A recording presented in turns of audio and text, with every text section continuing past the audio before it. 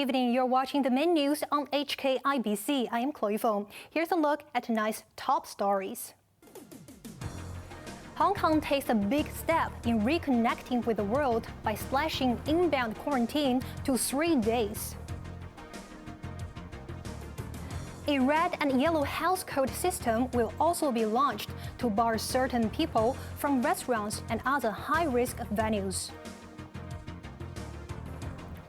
And a ceasefire between Israel and Palestinian militants stays intact on the first night. Hong Kong is finally easing entry rules for inbound travelers, and the government hopes to reconnect with the world, which has mostly moved on from the pandemic. Starting on Friday, arrivals at the airport will only need to spend 3 days at a hotel, followed by 4 days of minimal restrictions on movement. Joanna Ho reports. Hong Kong's week-long inbound quarantine has long been the sticking point for the business sector, but that is officially history. In a bid to lure foreign investors back to the increasingly isolated financial hub, Chief Executive John Lee is slashing the quarantine period from 7 to just 3 days. From Friday, travelers can step out of the quarantine hotel after spending 3 nights there. Under the new arrangement, the day travelers arrive in Hong Kong is labeled as Day 0. They will be confined in a hotel room on days 1, 2, and 3. If they keep testing negative for COVID, they can leave as early as 9 a.m. on day 3. They are encouraged to stay at home over the coming 4 days, except for work and shopping for essential items. A total of 5 PCR tests will be conducted: Day 0 at the airport, Day 2 at the hotel, and days 4, 6, and 9 at a community testing center. That is on top of daily self-administered RAT tests for 10 days. Health Chief Lo Chung-Mao noted most imported infections can be screened on the first 3 days of arrival. As a result, the chance of spreading the virus into the community after 3 days of quarantine is less than 1%, he said. Lee also explained why it took authorities so long to ease the regulations. I try my best not to roll back measures. I will be discussing with respective bureau heads so as to ensure that we have taken all the considerations regarding threats, regarding risk groups, regarding implications to society as a whole before we roll out the measure. The leader also dismissed claims that by easing restrictions for overseas travelers, the government has effectively given up reopening Hong Kong's land border with the mainland. He insisted SAR officials have been liaising closely with their mainland counterparts to come up with guidelines which will satisfy both sides. Joanna Ho, HKIBC. To tie in with the new quarantine rules, a health code system will be implemented to prevent COVID patients or recent overseas arrivals from visiting restaurants or gyms. Authorities insisted the system is encrypted and safe. Macy Mock reports. Apart from shorter hotel quarantine, a mainland-style health code system will also roll out on Friday. People who contract COVID will be given a red code and barred from all venues requiring a vaccine pass. Inbound travelers undergoing medical surveillance after their release from quarantine will be assigned a yellow code for 4 days. They cannot enter restaurants, pubs, gyms, and other venues with mask-off activities. But they are still allowed to use public transport, go to work, as well as shop at supermarkets and malls. There will be a few exceptions. Teachers and students with a yellow code can return to campus, but outside visitors will be turned away. Under the same principle, yellow code holders can also work at premises they cannot otherwise visit. 做咗個記錄作為以後嘅跟進。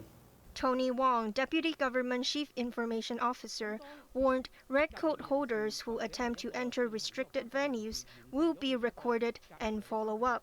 The new health code system requires the latest version of the Leave Home Safe app. Those who try to evade detection by keeping an old version of the app or leaving their mobile device offline will be in vain, as the scanners will verify the user's status with the government's database.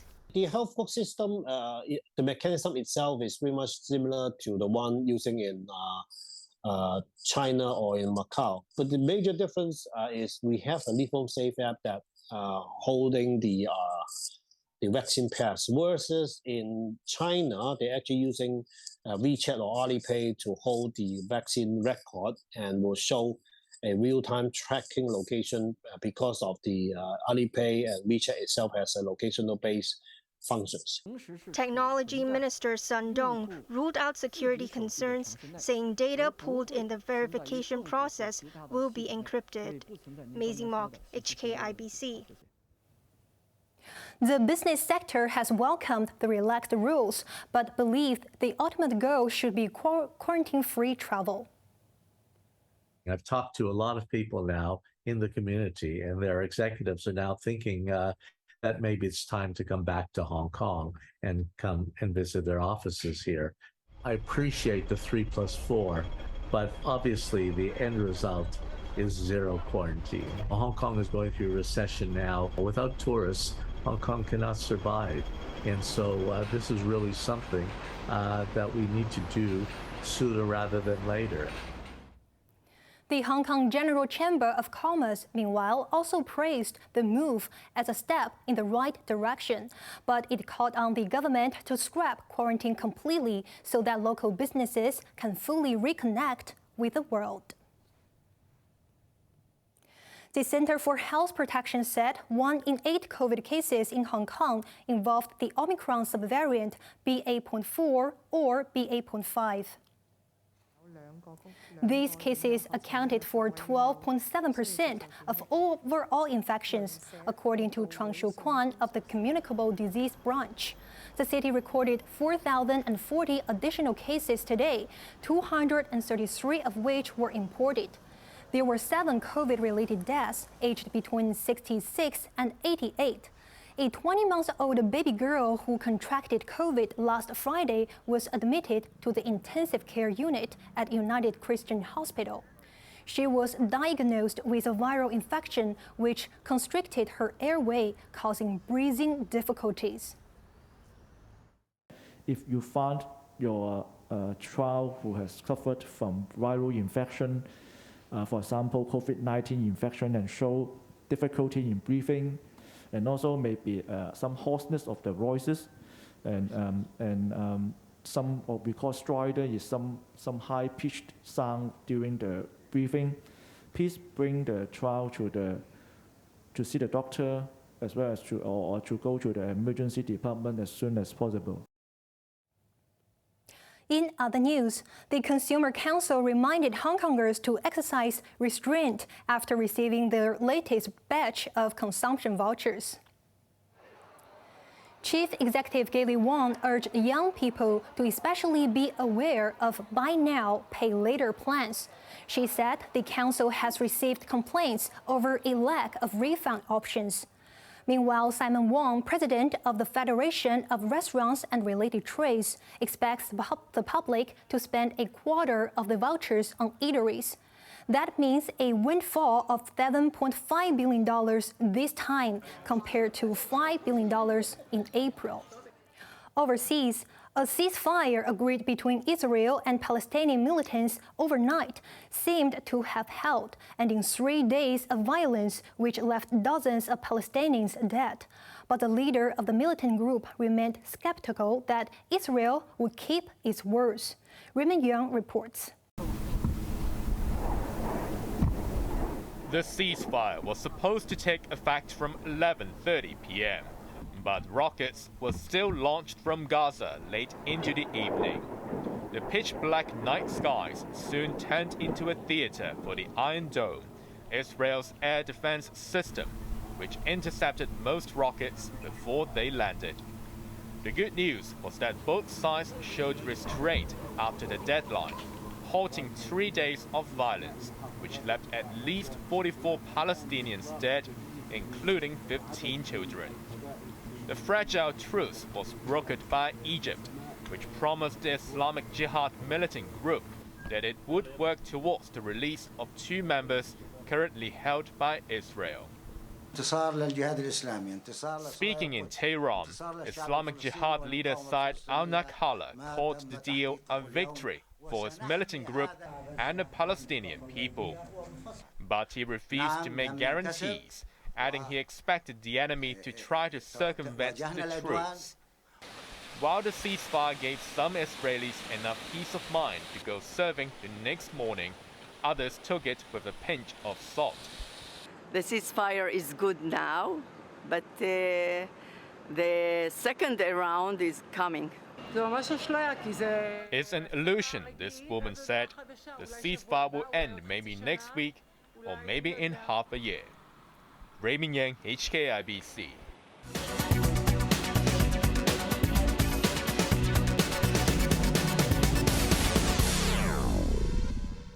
Hong Kong's largest electricity provider, CLP, has registered a loss of nearly $5 billion in the first 6 months of the year. The company hinted it could increase tariffs in the future due to surging energy costs. The war in Ukraine and the COVID pandemic have led to soaring global energy prices in recent days. CLP said it had tried its best to mitigate the negative impact, but fuel costs for the first half of the year still surpassed $20 billion, a 40% jump year-on-year. Tariff hikes seemed unavoidable, the firm warned, citing large increases in Singapore and Tokyo. The Hong Kong-listed company today reported a net loss of $4.855 billion for the first half of the year, a sharp contrast to the net profit of $4.615 billion for the same period last year. The loss was largely caused by its energy hedging projects in Australia, which netted a loss of nearly $8 billion. First half revenue rose by 17% to $47.59 billion. The second interim dividend of 63 cents per share will be paid. Despite the setback, the management remained optimistic about opportunities in its core markets in Hong Kong and the Greater Bay Area. It also apologized to New Territories West residents affected by a power outage last month, adding repair costs are covered. So we do have a maintenance budget, and the cost of that cable bridge just comes out of our maintenance budget. It wouldn't affect our operation and wouldn't be a significant impact on our maintenance costs for the year. CLP is now working with authorities to find out what had caused the cable bridge fire. Hong Kong's stock markets closed lower, mainly weighed down by tech stocks.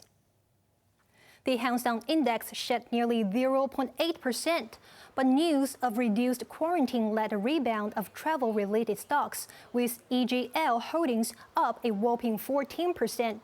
Cathay Pacific also edged up 1.4%. Chip manufacturer SMIC lost over 2% today, ending a weeks-long rally. Reports of a new factory suspending construction had triggered a sell-off. Now let's take a look at the markets. The Hang Seng Index closed down 156 points.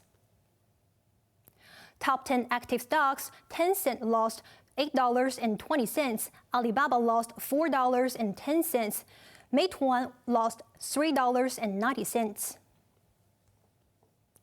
JD.com lost $8, Xiaomi lost 44 cents, Kuaishou lost $2.05. Forex trading against Hong Kong dollar, the euro is at 8.0. British pound at 9.51, Australian dollar at 5.48. Moving on to the UK market, the London FTSE is up 40 points. On to the weather now. Expect heavy rain and thunderstorms in the coming days as a tropical cyclone arrives later tonight. Temperatures will range between 26 and 29 degrees. Now let's take a look at the weather around the world.